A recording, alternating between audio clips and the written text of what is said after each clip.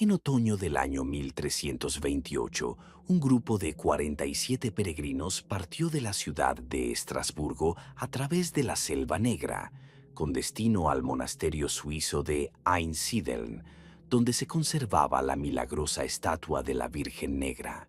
Las peregrinaciones eran algo habitual en la Europa medieval. Cada año, miles de personas recorrían cientos de kilómetros a pie para adorar reliquias sagradas, expiar sus pecados, curarse de enfermedades o simplemente cumplir una promesa. La ruta a través de la Selva Negra era conocida, aunque difícil. Bosques densos, colinas altas, pocos pueblos, pero un camino directo que acortaba el trayecto en 3 días en comparación con la ruta alternativa a lo largo del Rin. De los 47 peregrinos, solo 9 llegaron al monasterio. Los otros 38 desaparecieron en una sola noche, entre el 12 y el 13 de octubre, sin dejar rastro, gritos ni señales de lucha. Los que sobrevivieron contaron una historia que parecía una locura. Una casa fantasmal que cabalgaba a toda velocidad por el bosque sobre caballos negros con ojos ardientes, de cazadores con armaduras antiguas, del sonido de cuernos que helaba la sangre en las venas, de cómo sus compañeros desaparecían uno tras otro, como si se los llevara el viento, mientras ellos permanecían paralizados por el terror, incapaces de moverse o gritar. Las autoridades eclesiásticas registraron sus testimonios, pero se mostraron escépticas. Anunciaron que los peregrinos habían sido víctimas de los bandidos que pululaban por los bosques en aquellos tiempos turbulentos, y que los supervivientes, traumatizados por el ataque, habían inventado una historia fantástica para explicar lo que no podían comprender o no querían recordar. El caso se cerró sin investigación. No se buscaron los cuerpos de los desaparecidos.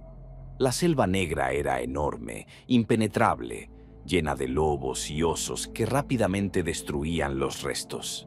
Pero en los archivos de varios monasterios situados en el límite del bosque se conservan registros que cuentan una historia diferente. Los testimonios de los campesinos que vivían en las aldeas al borde de la Selva Negra, quienes decían que en determinadas noches del año, especialmente en otoño, cuando la frontera entre el mundo de los vivos y el de los muertos se difumina, la caza salvaje atraviesa el bosque a toda velocidad, una antigua leyenda germánica sobre una procesión fantasmal de muertos y espíritus, encabezada por el dios pagano Wodan, a quien los cristianos llamaban demonio.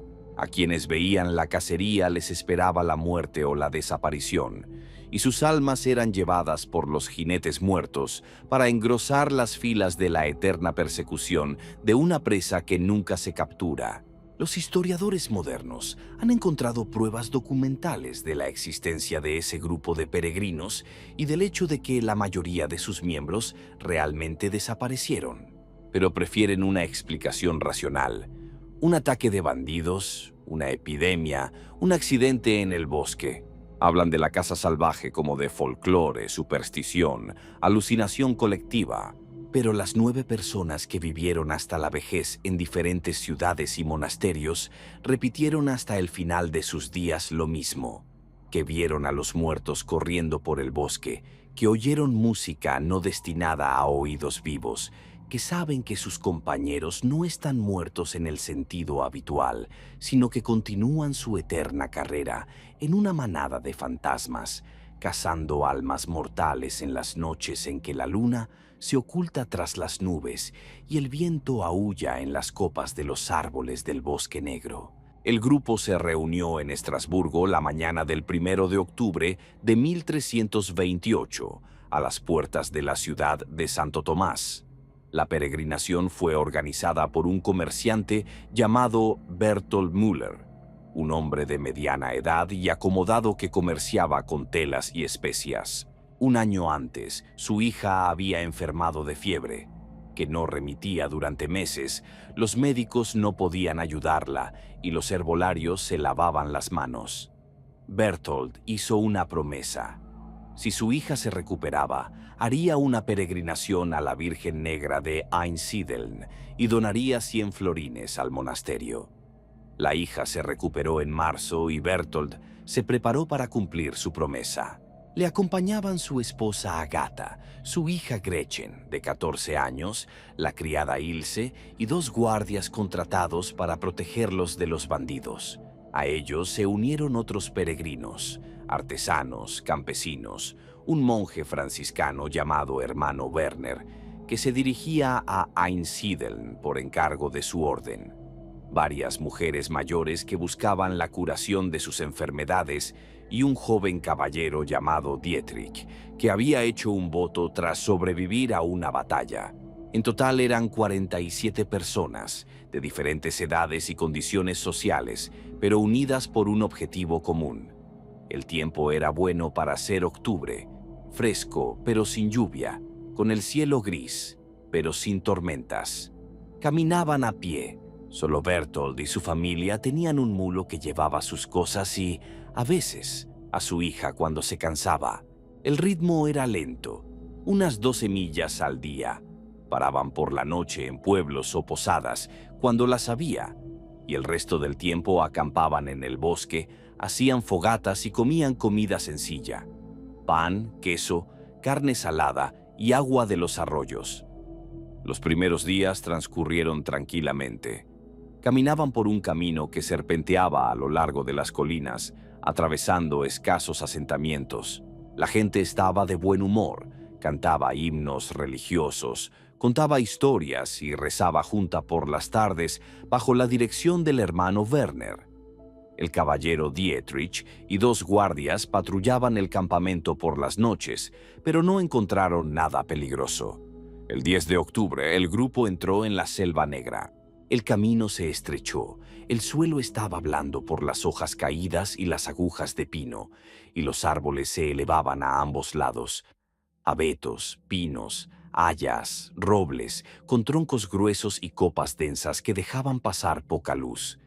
El bosque estaba en silencio, demasiado silencioso. Los pájaros casi no cantaban, los animales no se dejaban ver. Solo el susurro del viento entre las ramas y el crujir de los árboles rompían el silencio. El hermano Werner conocía las leyendas sobre la Selva Negra. Les decía a los peregrinos que era un lugar antiguo y pagano, que allí las tribus germánicas adoraban a sus dioses mucho antes de la llegada del cristianismo, que en lo profundo del bosque aún se encontraban piedras con runas talladas, que algunos árboles se consideraban sagrados y que talarlos acarreaba una maldición. Les advertía que no se desviaran del camino, que no se adentraran en el bosque, que se mantuvieran juntos, especialmente después del anochecer. Algunos le escuchaban con seriedad, otros se reían y decían que eran cuentos para niños, que el Dios cristiano los protegería de cualquier mal. Berthold estaba entre los escépticos. Decía que había recorrido ese camino 2 veces en su juventud y no había visto nada aterrador, que el principal peligro eran los bandidos y los animales salvajes, y no los fantasmas de los paganos. El 11 de octubre por la noche, el grupo se detuvo para pasar la noche en un pequeño claro junto a un arroyo. El claro era redondo, con un diámetro de unos 50 metros, rodeado por una densa pared de árboles. En el centro había una gran piedra, de unos 2 metros de altura, gris, cubierta de musgo, con extraños símbolos tallados en su superficie. No eran letras ni dibujos, sino figuras geométricas, líneas entrelazadas. El hermano Werner examinó la piedra y frunció el ceño. Dijo que era un altar pagano, que en la antigüedad se realizaban sacrificios en él, que no era un buen lugar y que era mejor seguir adelante y buscar otro sitio para acampar. Pero el sol ya se estaba poniendo. Había varias millas hasta el siguiente lugar adecuado, la gente estaba cansada y quería descansar. Berthold decidió quedarse, dijo que la piedra era solo una piedra, que la oración cristiana santificaría el lugar. Montaron el campamento, encendieron varias hogueras alrededor del claro, prepararon la comida y cenaron. El hermano Werner dirigió la oración vespertina y roció el campamento con agua bendita que llevaba en una cantimplora. La gente se acostó a dormir en sus tiendas y al aire libre, envueltos en capas y mantas. Dietrich y 2 guardias hicieron la primera guardia. Los demás cerraron los ojos. Hacia medianoche el viento se intensificó. No de forma gradual, sino repentina, una ráfaga brusca atravesó el bosque, dobló los árboles, arrancó las hojas de las ramas y esparció las chispas de las hogueras. La gente se despertó, se sentó y miró a su alrededor. El viento duró 1 minuto y luego se calmó tan repentinamente como había comenzado. El silencio volvió, pero ahora era diferente, tenso, expectante, como antes de una tormenta. Dietrich estaba de pie al borde del claro, mirando hacia el bosque, aguzando el oído. Oyó un sonido lejano, apenas perceptible. Un cuerno de caza, prolongado, grave, que provenía de algún lugar en lo profundo del bosque. El sonido era extraño, diferente al de los cuernos habituales que utilizaban los cazadores. Era un sonido frío, vacío, cuyo eco no rebotaba en los árboles, sino que parecía provenir de debajo de la tierra o del cielo. Dietrich llamó a sus compañeros de guardia y les preguntó si lo oían. Ambos asintieron con la cabeza, con los rostros pálidos a la luz de la hoguera. Uno de los guardias, un hombre llamado Kurt, dijo que había oído ese sonido antes, cuando era niño y vivía en un pueblo al borde de la Selva Negra. Los ancianos decían que era el cuerno de la caza salvaje y que, cuando sonaba, había que cerrar las puertas, apagar las luces, no mirar fuera, rezar y esperar a que el sonido desapareciera. Dietrich no creía en esas historias, pero el sonido del cuerno lo puso en alerta. Despertó a Bertold y le informó de la situación. Bertold salió de la tienda y escuchó. El cuerno volvió a sonar, ahora más cerca, más claro, y junto con el cuerno se oyó otro sonido, el ladrido de perros, muchos perros, ladrando y aullando al mismo tiempo, mezclándose en una cacofonía que le ponía los pelos de punta. La gente del campamento se despertó, se levantó y miró a su alrededor con inquietud. El hermano Werner salió de debajo de su capa, agarró la cruz de madera que llevaba al cuello y comenzó a susurrar oraciones. Agata, la esposa de Bertold, abrazó a su hija y la apretó contra sí, ambas temblando. Los sonidos se acercaban.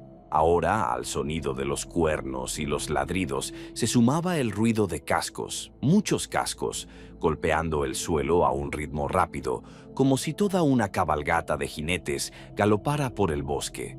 Pero, ¿cómo era posible? El bosque era espeso. Entre los árboles apenas cabía una persona a pie, y mucho menos un caballo al galope. Pero el ruido era real. La tierra bajo sus pies temblaba por la vibración. De todos los lados del bosque empezó a salir luz. No era la luz de antorchas o hogueras, sino una luz fría, azul verdosa, que parpadeaba y bailaba entre los árboles, sin iluminar, sino como si absorbiera la oscuridad a su alrededor. La luz se movía, se acercaba al claro y lo rodeaba en círculo. Dietrich desenvainó su espada y gritó a los guardias que tomaran posiciones. La gente se agolpó en el centro del claro, alrededor de la piedra, apretujándose unos contra otros y mirando en todas direcciones. El hermano Werner se colocó delante de ellos, sosteniendo la cruz en alto y gritando oraciones, invocando la protección del Señor. De entre los árboles salieron a caballo unos jinetes. El primero era un jinete montado en un enorme caballo negro, 2 cabezas más alto de lo normal, con los ojos del caballo brillando con una luz roja y vapor, o humo, saliendo de sus fosas nasales. El jinete llevaba armadura, pero no como la que llevaban los caballeros del siglo XIV. La armadura era antigua, arcaica, con púas y extraños símbolos grabados en el metal. El casco le cubría el rostro, pero a través de las ranuras para los ojos se veía un resplandor tan rojo como el del caballo. Detrás de él iban otros, decenas de jinetes montados en caballos negros, todos con armaduras y armados con espadas, lanzas y hachas. Junto a ellos corrían perros enormes, del tamaño de lobos, de pelaje negro, ojos ardientes, fauces abiertas, colmillos largos, de cuyas bocas no goteaba saliva, sino algo brillante que dejaba huellas en la hierba, que enseguida se ennegrecía y se marchitaba. Los jinetes rodearon el claro, formaron un círculo, sin acercarse a la gente, simplemente se quedaron allí. Los caballos pisoteaban el suelo, los jinetes miraban a los peregrinos en silencio, inmóviles. Los peregrinos estaban paralizados por el miedo. Algunos lloraban, otros rezaban en voz baja, otros simplemente miraban sin poder creer lo que veían. El hermano Werner seguía gritando oraciones, agitando la cruz, pero su voz temblaba y sus manos se sacudían. El primer jinete, el más grande e imponente de todos, levantó lentamente la mano y señaló al grupo de peregrinos. Una voz se escuchó desde debajo del casco. No era una voz humana, sino algo diferente, con múltiples capas, que resonaba como si varias personas hablaran al mismo tiempo con voces diferentes. Las palabras estaban en un idioma que la mayoría no entendía, pero algunos, que conocían los antiguos dialectos germánicos, captaron el significado. El jinete decía que los vivos habían invadido un lugar sagrado, que su presencia profanaba el altar de los antiguos y que debían pagar el precio. Uno de los guardias, sin poder aguantar más, gritó que eran cristianos, que Dios los protegía, que ningún demonio tenía poder sobre ellos. Disparó una flecha con su ballesta al primer jinete. La flecha voló por el aire, golpeó al jinete en el pecho, pero no atravesó su armadura, rebotó y cayó al suelo. El jinete no se movió, no reaccionó. Luego el jinete volvió a señalar con la mano, esta vez específicamente al guardia que había disparado. Y el guardia comenzó a moverse, no por su propia voluntad, sino como si una fuerza invisible lo arrastrara. Sus pasos eran lentos, inseguros, intentaba resistirse, se resistía con los pies, se agarraba con las manos a la hierba, a las personas que tenía cerca, gritaba, pedía ayuda, pero su cuerpo no le obedecía, seguía avanzando hacia el borde del claro, hacia los jinetes. Dietrich intentó agarrarlo, retenerlo, pero cuando su mano tocó al guardia, sintió un frío abrasador, como hielo, y sus dedos se entumecieron, incapaces de cerrarse. Lo soltó y retrocedió. El guardia llegó al borde del claro y se detuvo ante el primer jinete. El jinete se inclinó, extendió la mano y tocó la frente del guardia. El guardia se quedó inmóvil, sus ojos se voltearon y su boca se abrió en un grito silencioso. Su cuerpo comenzó a brillar con una tenue luz azul. Su carne se volvió transparente y se podían ver los huesos a través de la piel.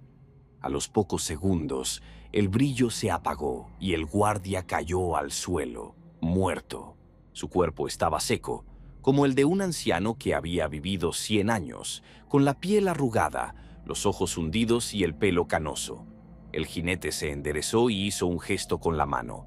Los perros se abalanzaron sobre el cuerpo, lo agarraron con los dientes y lo arrastraron hacia el bosque. Los jinetes dieron la vuelta a sus caballos y comenzaron a rodear lentamente el claro, sin prisa, como si estuvieran evaluando su presa. Los peregrinos se horrorizaron. Algunos intentaron huir, pero sus piernas no les respondían, como si estuvieran pegadas al suelo. El hermano Werner cayó de rodillas, rezando en voz alta, con lágrimas corriendo por su rostro. Berthold abrazó a su esposa e hija, les tapó los ojos y les susurró que todo iría bien, aunque él mismo no creía en sus palabras. Los jinetes continuaron dando vueltas, rodearon el claro 3 veces y luego se detuvieron. El primer jinete volvió a levantar la mano y señaló al grupo, y otra persona comenzó a moverse contra su voluntad. Esta vez era una mujer joven, la esposa de un campesino, que iba en peregrinación para rezar por la curación de su infertilidad. Caminaba lentamente, sus pasos eran mecánicos, su rostro estaba desfigurado por el horror y de su garganta brotaban sollozos. Al llegar al borde del claro, el jinete la tocó y ella murió igual que el guardia, seca, vacía, y los perros se llevaron el cuerpo. Esto se repitió una y otra vez. El jinete señalaba, la persona caminaba, moría y los perros se llevaban el cuerpo. Uno tras otro, metódicamente, sin prisas. Los jinetes ya no hablaban, no emitían ningún sonido. Solo se oía el ruido de los cascos, los ladridos de los perros, los llantos y las plegarias de los condenados. No todos morían así. A algunos, cuando llegaban al borde del claro, los jinetes no los mataban, sino que los subían a sus caballos detrás de ellos. Estas personas no gritaban ni se resistían después de que los tocaran. Como si entraran en trance, sus rostros se volvían vacíos, impasibles. Los llevaban al bosque y ya no se los veía más. Pasó una hora, quizá dos. El tiempo perdió su sentido. 38 personas desaparecieron, unas muertas, llevadas por los perros, otras vivas, llevadas en los caballos de los jinetes a lo profundo del bosque. Solo quedaron 9. Berthold, su esposa Agatha, su hija Gretchen, la sirvienta Ilse, su hermano Werner, el caballero Dietrich, el segundo guardia Kurt y 2 mujeres mayores. Los jinetes se detuvieron y miraron a los que quedaban. Entonces, el primer jinete levantó la mano de nuevo, pero esta vez no señaló a las personas, sino que hizo un gesto hacia el bosque, como si les permitiera marcharse. El cuerno sonó por última vez, con un sonido prolongado y apagado.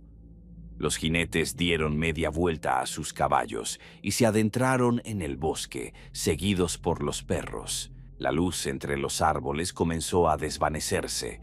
Los sonidos de los cascos y los ladridos se alejaron, se hicieron más débiles hasta desaparecer por completo.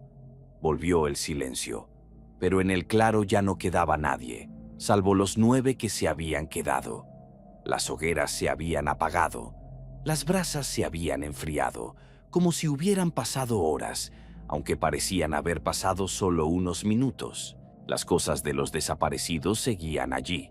Tiendas de campaña, mantas, bolsas, comida, pero ellos ya no estaban. 9 personas estaban en medio del claro, mirándose unas a otras, sin poder creer que estuvieran vivas. El hermano Werner fue el primero en recuperarse y dijo que tenían que irse, inmediatamente, que ese lugar estaba maldito, que debían llegar al pueblo más cercano, donde había una iglesia, donde podrían refugiarse bajo la protección de los santos. Recogieron sus cosas y dejaron todo lo demás. Se dirigieron hacia el sur por el camino, caminando rápido, casi corriendo, mirando atrás, temerosos de que los jinetes regresaran. Caminaron toda la noche y todo el día siguiente, sin parar, sin dormir, solo bebiendo agua de los arroyos y comiendo pan sobre la marcha. Al atardecer del 13 de octubre llegaron a un pueblo situado en el límite sur de la Selva Negra. Era un pueblo pequeño, con 20 casas, una iglesia y un molino. El sacerdote local, un anciano llamado Padre Ulrich, los recibió, escuchó su historia, se santiguó y dijo que había oído historias similares antes, que la casa salvaje era real, que corría por el bosque en determinadas noches, llevándose a quienes se cruzaban en su camino. Explicó que la casa está dirigida por un antiguo espíritu al que los paganos llamaban Wodan u Odín, dios de la guerra y la muerte, que reúne las almas de los guerreros caídos para que luchen en su ejército en el fin de los tiempos. Los cristianos lo consideran un demonio, pero su poder es real, especialmente en los lugares donde la gente lo ha venerado durante siglos. El altar en el claro donde se detuvieron los peregrinos era uno de esos lugares, sagrado para los antiguos germanos, donde se ofrecían sacrificios a los dioses y se derramaba sangre en nombre de Wodan.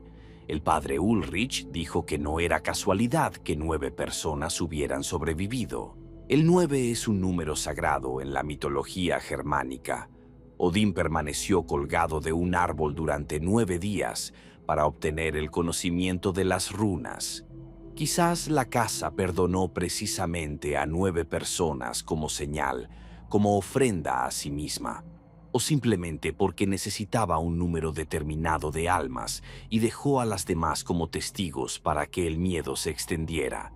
Los 9 supervivientes permanecieron en el pueblo durante varios días, recuperándose. Luego continuaron su camino hacia Einsiedeln, pero rodeando la Selva Negra, lo que añadió una semana a su viaje. Llegaron al monasterio a principios de noviembre y contaron a los monjes lo que había sucedido. Los monjes registraron sus testimonios, pero cuando enviaron una solicitud a las autoridades eclesiásticas para que investigaran el caso, recibieron la respuesta de que oficialmente se clasificaría como un ataque de bandidos, que no era apropiado hablar de fantasmas y dioses paganos, ya que eso sembraría superstición entre los creyentes.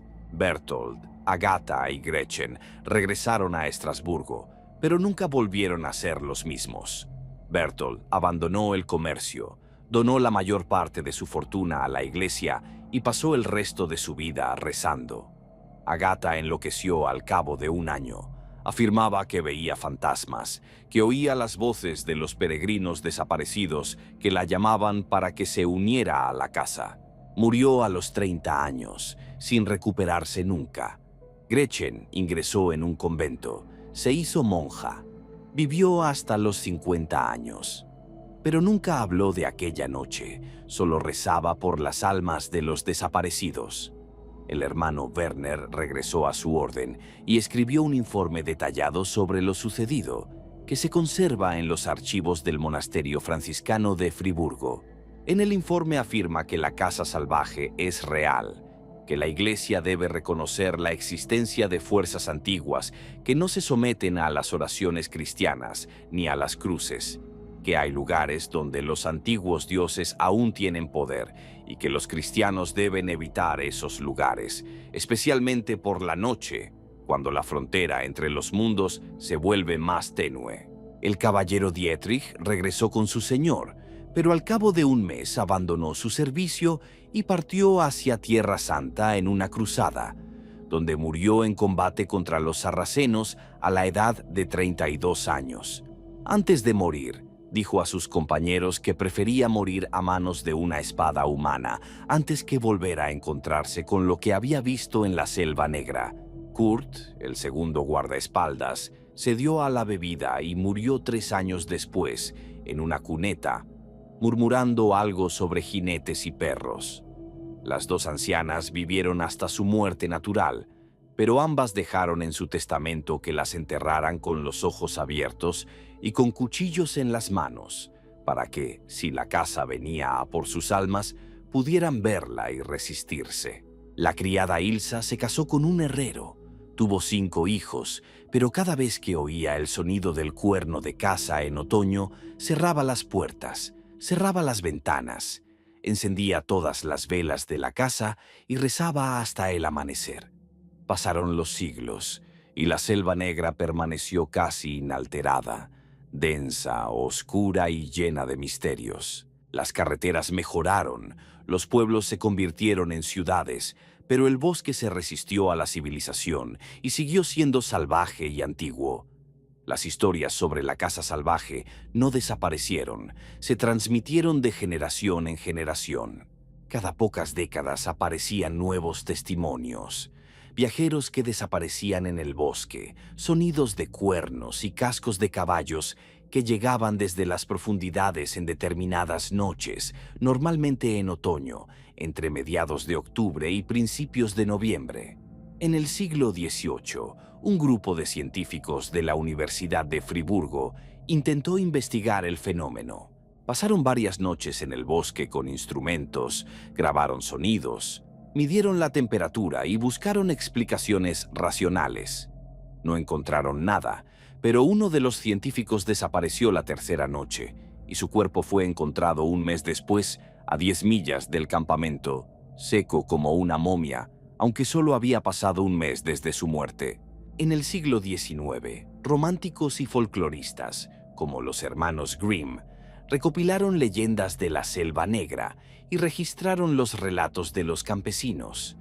En sus colecciones hay decenas de versiones de la historia de la caza salvaje, cada una con pequeños detalles diferentes, pero con una esencia común: jinetes fantasmales, perros, un cuerno y la desaparición de personas.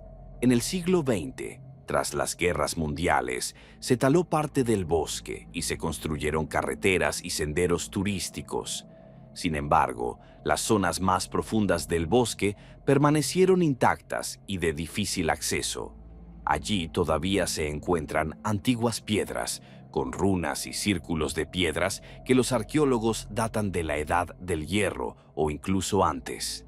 Las autoridades protegen estos lugares como monumentos históricos, pero pocos lugareños se aventuran a ir allí, especialmente después de la puesta del sol.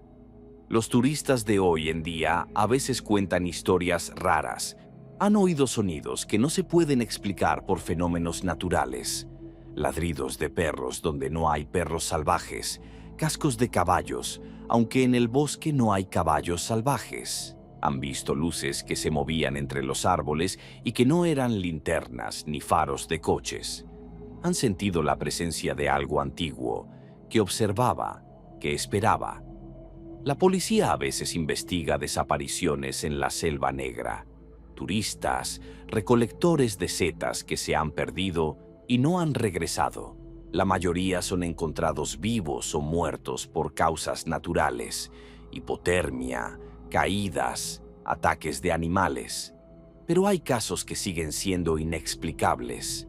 Personas que desaparecen sin dejar rastro, como si se hubieran desvanecido en el aire. Cuerpos que se encuentran en lugares imposibles, a decenas de kilómetros de donde fueron vistos por última vez, aunque entre estos puntos haya terreno intransitable. Un guardabosques que trabajó en la Selva Negra durante 40 años concedió una entrevista a un periódico local antes de jubilarse. Dijo que durante sus años de trabajo había visto cosas que no podía explicar. Por las noches, cuando patrullaba el bosque, oía ruidos que no deberían estar allí. Veía sombras que se movían entre los árboles más rápido de lo que puede moverse un ciervo o un jabalí. Una vez, en octubre, vio jinetes, a lo lejos, apenas visibles, pero sin duda jinetes a caballo, que galopaban a través de la espesura, donde no había ni caminos ni claros. No se lo contó a nadie, por miedo a las burlas, pero sabía lo que había visto. Terminó la entrevista diciendo que en la Selva Negra no solo viven árboles y animales, sino que hay algo más, algo antiguo, que estaba allí antes que los humanos y que permanecerá después de ellos. Los lugareños conocen las reglas. No vayas solo al bosque después del atardecer. No te quedes a dormir cerca de piedras antiguas o círculos de piedra. Si oyes un cuerno, corre sin mirar atrás. Si ves jinetes, tírate al suelo. Cierra los ojos, reza, no les mires a la cara. Si alguno de tus compañeros empieza a moverse contra su voluntad hacia el borde del bosque, no intentes detenerlo, es inútil. Tú también puedes ser capturado. Es mejor sobrevivir solo que morir todos. Estas reglas se transmiten de generación en generación. No están escritas en ningún libro, pero todos los que han nacido y crecido en los pueblos alrededor de la Selva Negra las conocen, y la mayoría las sigue, porque han visto u oído historias sobre los que no la siguieron y nunca volvieron. La pradera con la piedra del altar, donde se detuvieron los peregrinos en el año 1328, todavía existe. Los arqueólogos la encontraron a mediados del siglo XX, excavaron la piedra y descubrieron que debajo había un entierro con huesos de animales y, posiblemente, de personas, que databan de la Edad de Hierro. Querían trasladar la piedra al museo, pero 3 trabajadores que participaron en las excavaciones murieron en el plazo de un mes por diferentes causas. Uno en un accidente de tráfico, otro de un ataque al corazón y el tercero de una enfermedad desconocida. Después de eso, dejaron la piedra en su sitio, detuvieron las excavaciones y vallaron el lugar, pero no lo vigilaron. La valla se rompió hace mucho tiempo. El claro está cubierto de maleza, pero los turistas todavía lo encuentran a veces, sin seguir los mapas, simplemente paseando por el bosque. Los que lo encuentran no suelen quedarse mucho tiempo. Dicen que allí hace frío, incluso en verano, que el viento sopla de forma extraña, desde diferentes direcciones al mismo tiempo, que los sonidos del bosque se acallan cuando se entra en el claro, como si la naturaleza se detuviera, observara, esperara. Nadie más acampó en ese claro desde el año 1328. Al menos, nadie que haya regresado para contarlo. La casa salvaje continúa su eterno camino a través de la selva negra. Corre en las noches en que la luna está oculta y el viento aúlla. Recoge las almas de aquellos que son lo suficientemente imprudentes o desafortunados como para cruzarse en su camino. Repone sus filas con los muertos y los perdidos, que ahora cabalgarán para siempre con jinetes fantasmales, cazando a los vivos, olvidando quienes fueron alguna vez, convirtiéndose en parte de una antigua, inmortal y despiadada procesión que no conoce la piedad, ni la parada, ni el final.